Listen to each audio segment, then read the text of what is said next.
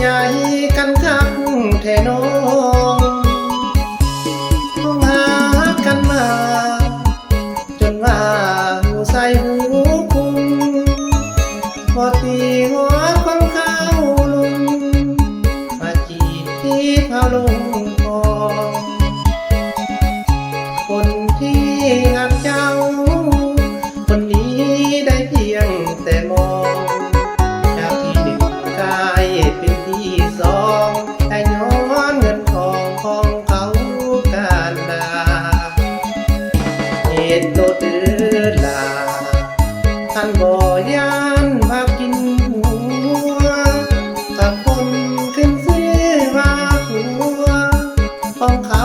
เจ้าญาติเอามากาเมสินหาผู้บ่น้องลาฟ้าเห็นทันตาเหตุใดเหตุไปโลดนะ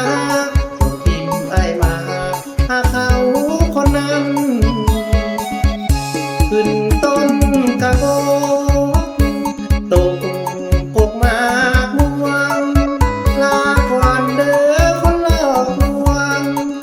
บ่ต้องห่วงอายดอกเทียมจันทร์บาดแทงหัวใจคงหายในอีกบ่นานทุกกฎหมายหัวใจพิการบ่ทรมานเท่าน้องหักผม